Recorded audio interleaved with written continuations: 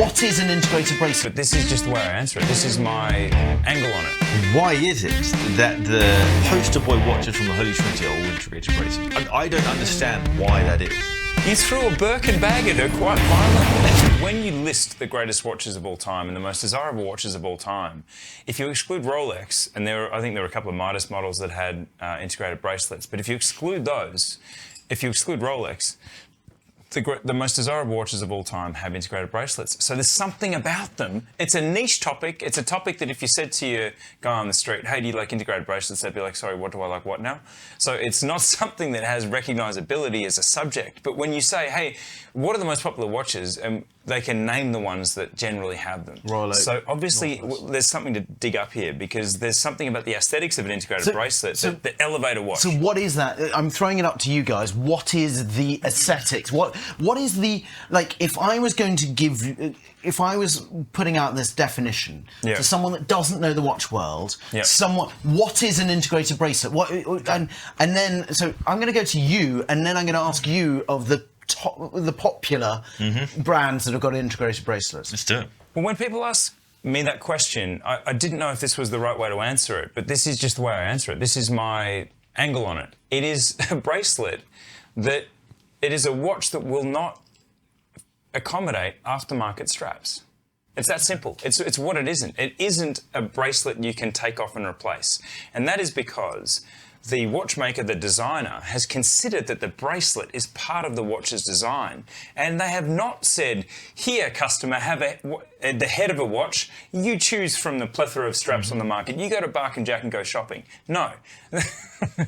They have said, this is a completed product that is seamless between the case and bracelet, and it is not to be ever put on an aftermarket strap. That is an integrated bracelet. So I describe it in what it isn't as opposed to what it is. But I think it's funny because when you look at the physical aspects of an integrated bracelet, you can clearly see this is integrated, this isn't.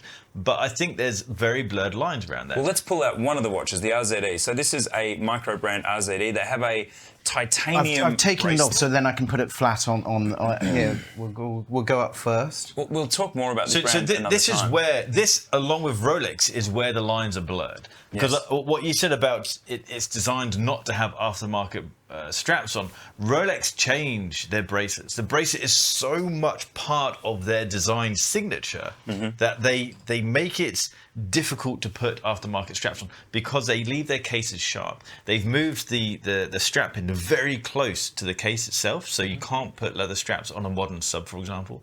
Also, they don't damage it on the cornering and things like that. You destroy the leather strap and the sharp edges of the case. So it's not technically integrated, but effectively they've made it integrated by making it so hard. Correct. And also, if you think about a Rolex, it's with the bracelet. If you think about the sub design, the bracelet is so much part of it. So I think the lines are blurred. And is it these guys who have This is an integrated look bracelet, as they say, because this can be removed because the end link is actually removable. And so there's a spring bar. You put the pin straight. At a glance, it's actually very hard to tell. Yeah, when you're straight on it, it's hard. It's very hard to see. That's cleverly done.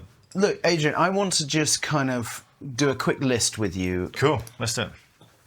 Top brands. You've just said, apart from the big R, which brands are like known for integrated bracelets? Well, weirdly, and this is what it'd be interesting to discuss, is why is it that the Holy Trinity, the poster boy watches from the Holy Trinity, are all integrated bracelets? So we've got Patek and the Nautilus, we've got AP and the Royal Oak, and we've got Vacheron and the Overseas and the 222. And I don't understand why that is. That these icons of watch brands, the icons of the icons, have these integrated bracelets.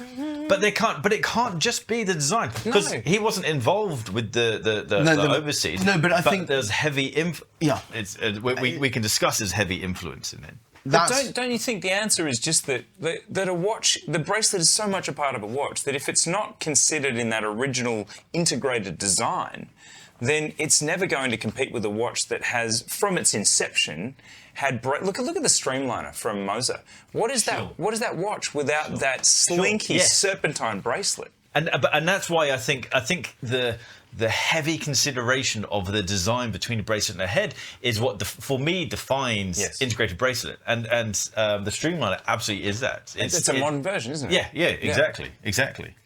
So Genta does come into that conversation because, as you said, and again, in all of his drawings, the consideration for the bracelet, this is not a secondary consideration. No, that is not the design. No, of the whole watch. piece. The whole piece is a piece of art all the way through. Yeah, it isn't a head of a watch, and we need a bracelet for it. That's what I love about his design. I was trying to pull up some of the others, but it was everything from. Let's pull out the Nautilus because I think you have. It's made an appearance in everybody episode. And the engineer. Oh yeah. No. So. That is the Nautilus. You just have that jammed in your pocket. Such a Bamford move. I actually had it in my crotch, but I'm not going to. Do you remember the day you gave your wife an AP and threw it at her like it was yesterday's sack of bread? And I mentioned that to her today, and she said that when you proposed to her, you threw a Birkin bag at her quite violently. As well, she sort of ducked and then said thank you for the bag, and you're like, look inside the bag, and then there was a, I'm sorry, we've gotten personal, George. But you just throw stuff around. Rock star. He's a rock star. Who throws a Birkin bag at their potential wife? Anyway, she was happy. It was a romantic story.